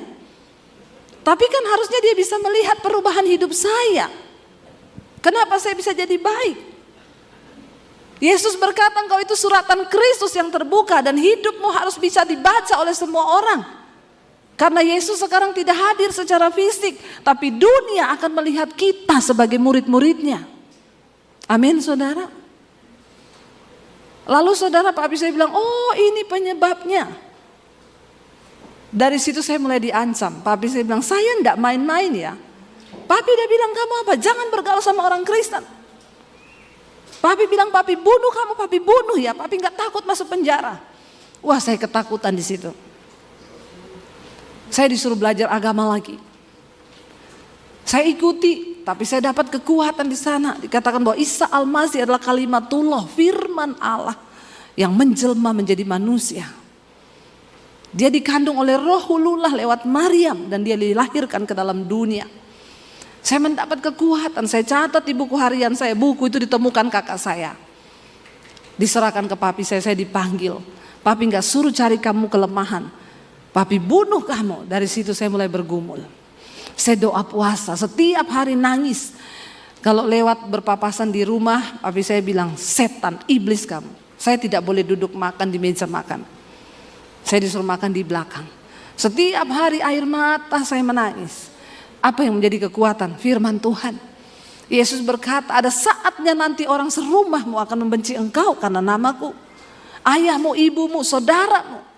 Mereka akan membenci engkau, tetapi aku sudah mengatakan hal ini supaya kalau hal itu terjadi, kamu jangan menolak aku. Dan akhirnya saudara saya terus dikuatkan sampai akhirnya tahun 96. Saya berdoa, Tuhan, sampai kapan saya hidup seperti ini? Nyatakan kehendakmu buat saya, jamah hati papi saya. Desember akhir 96 saya dipanggil papi saya, dia tanya, Papi tahu kamu gak berubah. Jadi hari ini papi kasih kamu pilihan. Kamu mau ikut siapa? Kalau kamu tetap di agamamu, angkat kaki dari rumah ini. Dan jangan anggap kamu punya keluarga. Dan satu lagi, kamu pergi dari rumah ini, jangan bawa ijazah. Saya mau lihat Yesus kasih makan kamu pakai apa. Saya pamit saudara. Saya bergumul hari-hari itu, Tuhan, saya mengasihi keluarga saya. Tapi saya juga tidak bisa pergi dan hidup tanpa siapa-siapa. Apa yang harus saya lakukan? Kenapa begitu berat yang saya alami? Saya masuk di kamar, saya berdoa, saya menangis. Tuhan, satu hal yang saya minta, apapun resiko saya di depan, satu yang saya minta, tuntun saya. Dan jangan biarkan aku keluar dari rencana Tuhan. Karena kebahagiaan di hidupku hanya ketika aku hidup di dalam rencana Tuhan. Saya berdoa malam itu dapat ayat, berbahagialah kamu jika karena namaku engkau meninggalkan ayahmu, ibumu, rumahmu, ladangmu, pekerjaanmu, karena engkau akan memperolehnya lipat kali ganda. Saya menangis di situ, tidak mudah saudara. Saya baru lulus SMA waktu itu. Saya datangi papi saya dan mami saya bilang saya mohon pamit. Mereka kaget karena mereka sama sekali tidak menyangka kalau saya akan mengambil keputusan itu. Papi saya menangis berlutut di bawah kaki saya. Karena memang saya 5 bersaudara, saya anak yang dia paling sayang. Dia bilang, Debbie, papi merendahkan diri di kakimu. Tolong kembali ke agamamu. Saya peluk papi saya. Saya bilang, Pap, saya sayang sama papi. Tapi saya tidak bisa suruh menyangkal Tuhan Yesus. Karena saya merasa Tuhan merubah hidup saya. Tapi saya sayang sama papi. Kalau kamu sayang, kenapa kamu lakukan ini? Kamu ngomong apa yang harus papi lakukan supaya kamu kembali. Saya cuma peluk papi saya. Mami saya menangis, dia bilang, tunggu mami mati baru kamu jadi Kristen. Saya bilang, mami tidak mengerti apa yang saya sedang alami. Saya juga tidak mau meninggalkan keluarga seperti ini. Tapi ini keputusan saya, Mam. Nanti kamu mau makan apa? Kamu mau tinggal di mana? Saya cuma bilang, saya ikut Tuhan yang bertanggung jawab. Dari kota Poso, saya tinggalkan keluarga, cuma bawa beberapa pakaian. Saya menuju ke kota Palu. 7 jam perjalanan. Sampai di kota Palu, saya cari sepupu saya. Mereka ngontrak satu rumah anak-anak kos begitu. Saya numpang di situ. Dan untuk bisa dapat makan, kalau anak kos sudah berangkat kuliah, saya cuci baju anak-anak kos, saya nyapu, saya nyetrika, saya masak. Kadang saya lagi cuci pakaian, iblis datang ngomong, goblok. Ikut Yesus jadi pembantu. Pulang ke keluargamu, tinggalkan Yesusmu itu. Ngapain kamu menderita? Tapi saya baca Alkitab. Tuhan bilang, berbahagia jika engkau menderita karena kebenaran. Karena roh kemuliaan itu ada padamu. Dan engkau dipanggil bukan hanya untuk percaya kepada Kristus, tapi untuk menderita bagi Dia. Karena jika engkau menderita karena kebenaran, itu adalah kasih karunia kepada Allah. Saya jalani proses itu 1 tahun di kota Palu. Saya pernah merasakan hidup tanpa uang 1 sen pun. Saya pernah merasakan hidup tanpa ada 1 orang pun yang bisa saya jadikan sandaran untuk hidup saya. Tapi saya bilang, Tuhan, engkau sudah mengubah hidupku dan itu cukup. Akhirnya saya masuk sekolah Alkitab di Makassar. Itu yang tanpa gelar karena saya tidak punya ijazah. Dan saya diutus pelayanan ke Solo. Dan di Solo saya berjumpa dengan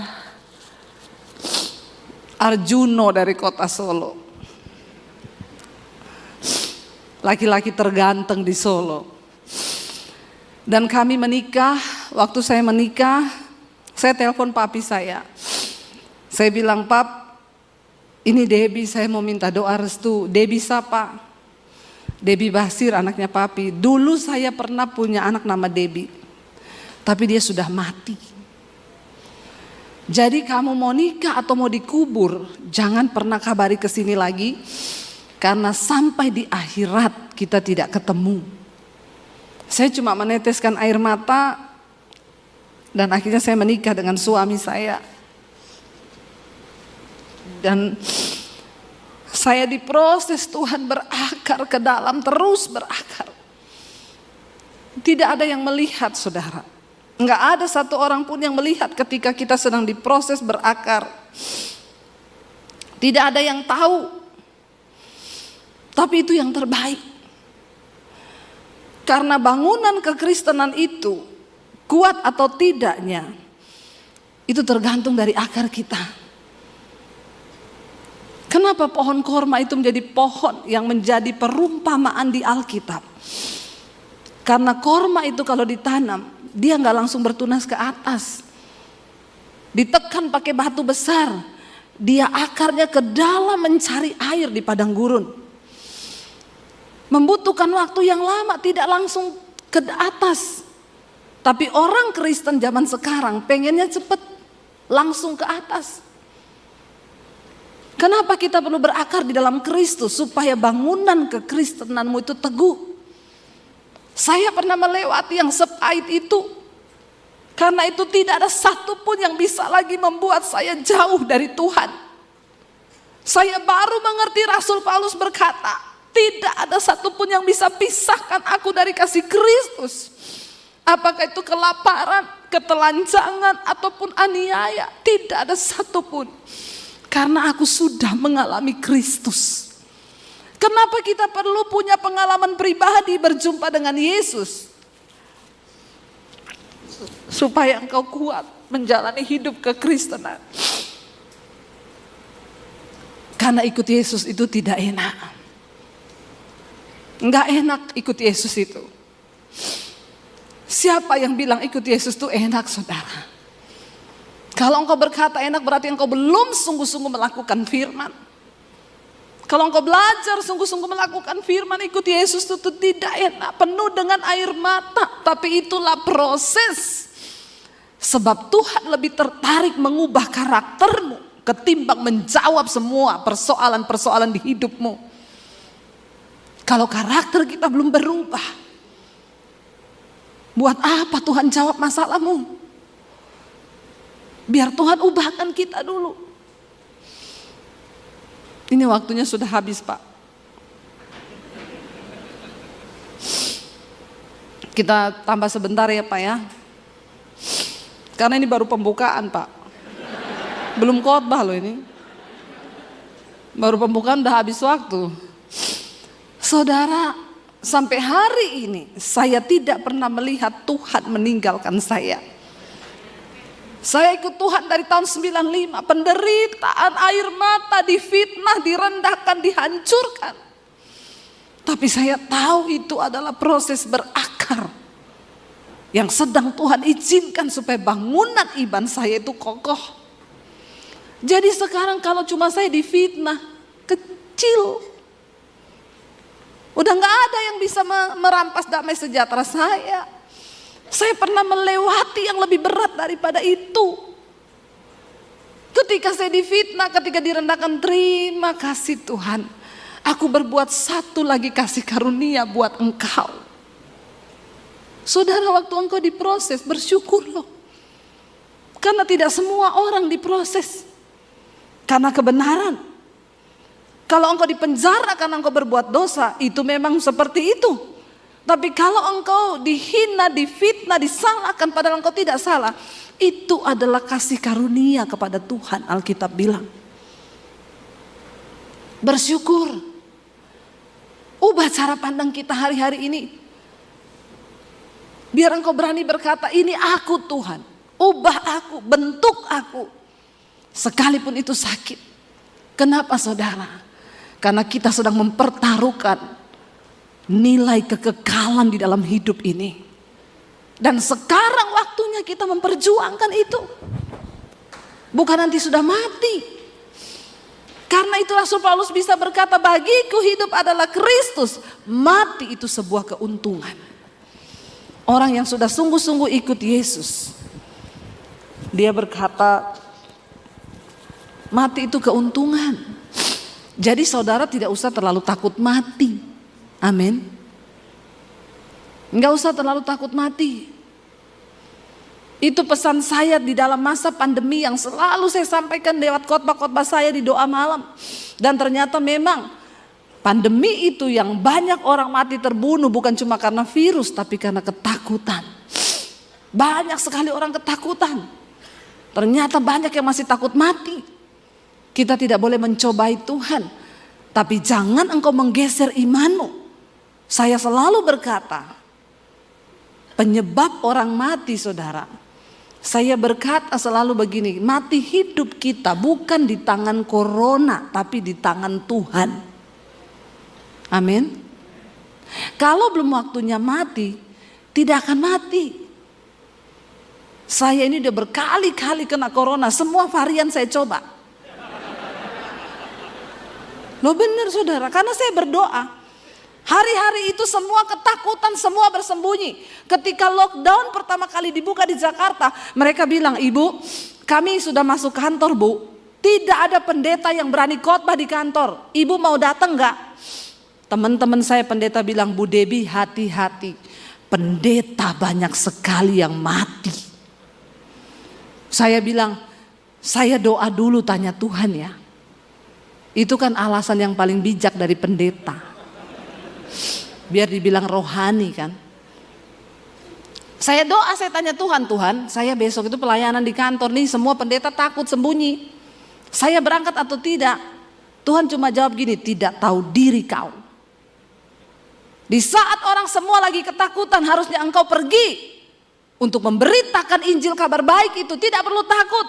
Kenapa kau bersembunyi? Saya telepon orangnya, besok saya datang. Itu pertama kali lockdown buka, Tuhan bilang itu mereka bekerja dari jam 8 pagi sampai jam 5 sore masuk kantor demi sesuap nasi. Tapi kamu yang hamba Tuhan bersembunyi. Saya datang saudara.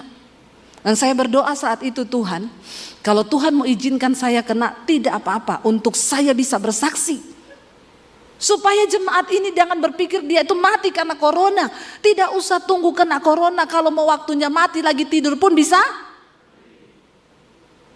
Bilang kanan kirimu, hati-hati. Iya, logo dari seorang percaya itu dia nggak takut lagi mati. Karena bagi kita mati adalah keuntungan, hidup adalah bagi Kristus. Saya ngomong sama suami saya waktu itu, kita jangan terlalu takut berlebihan. Di tengah masa pandemi ini sudah ada satu jumlah yang akan dipanggil Tuhan.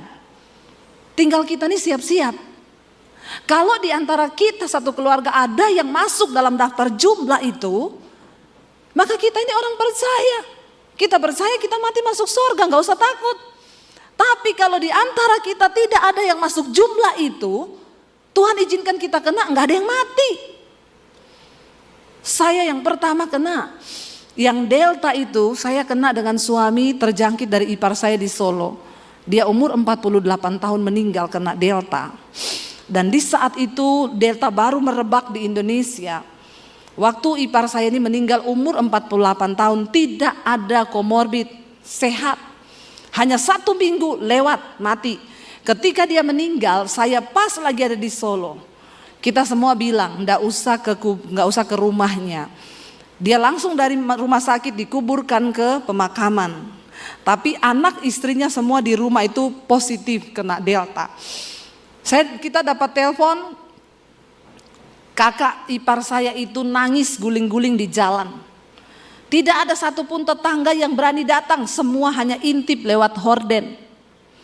Karena saat itu ketakutan begitu luar biasa. Saya bilang sama suami saya, kita gak bisa begini, kita harus datang ke rumahnya. Kita beri dia kekuatan, kita kasih dia penghiburan. Tuhan tahu bukan niat kita untuk mencobai Tuhan. Suami saya agak takut, dia bilang, "Saya tunggu di pagar, kau yang masuk." Dalam hati saya, kalau saya kena corona, kan ini virus, satu orang bertobat, seisi rumah diselamatkan kan. Satu orang kejangkit, ini virus alkitabiah banget kan. Satu orang terjangkit, sisi rumah terjangkit kan. Jadi saya tuh datang, kakaknya peluk saya, menangis, saudara, di sini. Saya doa dalam nama Yesus, dalam nama Yesus. Tapi saya kasih dia kekuatan, bersyukur suamimu sudah syok, saudara. Umur 48 tahun, enggak sakit apa-apa, cuma seminggu. Di grup itu masih ngomong, saya kena corona, doakan ya. Gini. Besoknya gini, agak sesek, makan mas, makan. Enggak nafsu, harus dipaksa. Hari ketiga masih bercanda. 5 hari, 6 hari sesek, 7 meninggal. Ngeri, kita takut semua. Kami pulang dari Solo, sampai di Jakarta suami saya demam. Demam gak bisa makan, muntah-muntah. Kakak ipar saya telepon, cepat PCR, kami satu keluarga di Solo sudah positif. Kita pergi periksa, benar kami berdua positif. Karena anak-anak gak ikut ke Solo. Baru kali itu saya lihat suami saya udah mau mati, saudara. Tidak berdaya, pegang HP aja gak bisa. Tiap berapa menit muntah, gak bisa makan apa-apa. Saya bilang sama suami saya jangan sampai ke rumah sakit ya saya. Jangan sampai sesak napas, kamu ke rumah sakit mati kau saya. Bukan apa-apa, gak ada yang urus kan. Gak ada yang kasih makan, gak ada yang kasih minum. Bener ya. Terus saudara, akhirnya saya juga kena itu ya. Dia nggak bisa makan apa-apa. Saya cuma ingat dia suka tuh pisang. Saya kasih pisang nggak muntah, lumayan bisa makan 1 pisang. Malamnya saya habis mesbah doa, sesak napas saudara, saya bunyi gini. Sudah keringetan saya ditambah, dan kita itu waktu itu kena karena intimidasi iblis. Kakak saya nih baru di depan mata bener-bener nih. Bunyi napas saya begitu, setan bilang malam ini kamu sesek, besok dibawa ke rumah sakit, 3 hari kamu mati. Takut saya, pendeta juga manusia.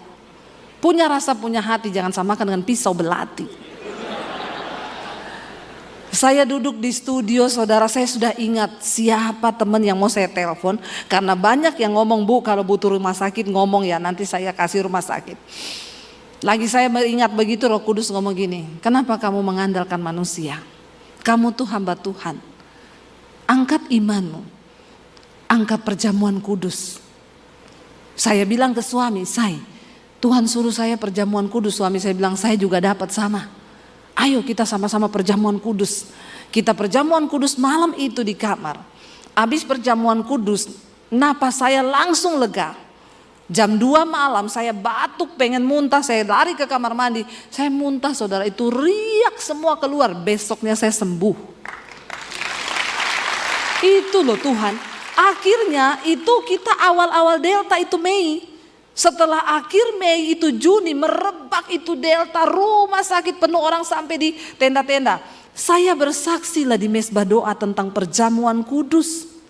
Dan semua jemaat mesbah doa yang tidak kebagian rumah sakit, mereka kena. Ada satu yang bersaksi, Bu, suami saya udah delek-delek, napasnya tinggal satu-satu. Udah panggil istrinya gini, asuransi di bawah situ ada, terus sertifikat rumah. Ya ini nanti kekayaan kita, ini bener. Istrinya ngomong, cari oksigen gak ada, semua gak ada. Istrinya bilang gini, Pak, Bu Debi kan di mesbah doa bersaksi, mereka perjamuan kudus, Papa masih bisa kuat gak kita perjamuan ya? Dia mengangguk, mereka perjamuan, saudara. Malam itu seperti yang saya alami, dia muntah keluar semua riaknya. Itu kan yang setengah mati ngeluarin riak kan. Dari situ semua jemaat mesbah doa itu bersaksi tentang bagaimana kuasa perjamuan kudus di tengah masa pandemi. Dan saya baru melihat di situ, saudara, benar. Ingat saya berkata, hidup mati kita bukan di tangan corona, tapi di tangan Tuhan. Amin, saudara. Di tangan Tuhan. Jangan geser imanmu, jangan terlalu takut, gak usah dibesar-besarkan. Ya, karena Tuhan lebih besar, pegang kendali atas hidup kita. Tapi orang Kristen itu alay lebay kalau nyanyi di gereja. Walau 1000 rebah di sisiku, kau tetaplah Allah penolongku. Walau 10.000 rebah di kananku. Pret. Baru satu aja yang mati, udah ketakutan. Tapi kalau nyanyi alay lebay. Makanya setan bilang biarin aja, alay itu alay. Ya, terus kalau doa udah iya, kami percaya Tuhan, Engkau yang sanggup, Engkau yang ini. Makanya saya bilang tidak semudah engkau ngomong firman itu. Engkau harus mengalami Tuhan. Engkau harus mengalami kuasanya. Sehingga engkau punya iman yang kuat dan berkata, aku percaya Tuhan. Sudah lebih 14 menit. Mau dilanjutkan? Anda puas, saya lemes. Karena saya besok subuh harus terbang ke Makassar. Dari Makassar saya ke Morowali. Dari Morowali saya ke Tentena. Ada seminar hamba-hamba Tuhan di desa. Itu adalah pelayanan kami setiap bulan. Kami kumpulkan pendeta-pendeta desa untuk menguatkan mereka. Karena ternyata banyak hamba Tuhan yang sudah mulai loyo dan tidak punya iman lagi, saudara. Dan saya bilang, Tuhan, selama aku masih hidup. Capek, saudara, capek. Dan ini adalah proyek menabur dari kami. Tidak dapat PK. Kami keluar uang untuk pendeta-pendeta di desa. Tapi saya utang nyawa sama Tuhan. Kita semua utang nyawa sama Tuhan. Dan kita harus melakukan, saudara. Selama saya bilang masih siang. Yesus berkata, bekerjalah selama hari masih siang. Apakah hidup kita ini sudah berdampak? Apakah kita hidup ini sudah melakukan sesuatu untuk pekerjaan kerajaan Allah? Atau kita cuma hidup sibuk bagi diri kita sendiri? Alay lebay dengan masalah-masalah yang kita hadapi. Dan kita gak pernah lihat kebutuhan orang banyak. Masih banyak orang yang lebih susah dari kita. Kita baca satu ayat biar ini dikatakan khotbah. Kalau tidak ayat belum sah, saudara ya. Kolose pasal yang kedua ayat yang pertama, ayat yang ke-6. Kolose 2 ayat yang ke-6 sampai ayat yang ke-12. Ayat yang ke-6 sampai ayat 12. Kolose pasal yang kedua. Kita baca ayat 6 sampai ayat 12. Baca bersama. 1, 2, 3. Kamu telah menerima Kristus Yesus Tuhan kita. Karena itu apa?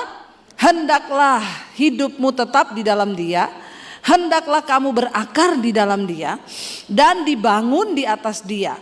Hendaklah kamu bertambah teguh dalam iman yang telah diajarkan kepadamu. Dan hendaklah hatimu melimpah dengan syukur. Hati-hatilah supaya jangan ada yang menawan kamu dengan filsafatnya yang kosong dan palsu menurut ajaran turun-temurun dan roh-roh dunia, tetapi tidak menurut Kristus. Sebab dalam Dialah berdiam secara jasmania seluruh kepenuhan kealahan, dan kamu telah dipenuhi di dalam Dia. Dialah kepala semua pemerintah dan penguasa. Dalam Dia kamu telah disunat bukan dengan sunat yang dilakukan oleh manusia, tetapi dengan sunat Kristus yang terdiri dari penanggalan akan tubuh yang berdosa. Karena dengan Dia kamu dikuburkan dalam baptisan, dan di dalam Dia kamu turut dibangkitkan juga oleh kepercayaanmu kepada kerja kuasa Allah yang telah membangkitkan Dia dari antara orang mati. Saudara, kita sudah berada di dalam Yesus. Menjadi Kristen saja tidak cukup, tapi saya undang para imam musik maju ke depan. Menjadi Kristen saja tidak cukup, tapi kita harus berakar di dalam Dia, dibangun di atas Dia. Jalani setiap proses hidup kita, biarlah akar kita makin kuat ke dalam. Kita mau angkat pujian, ku tahu hidupku adalah penyembahan Tuhan.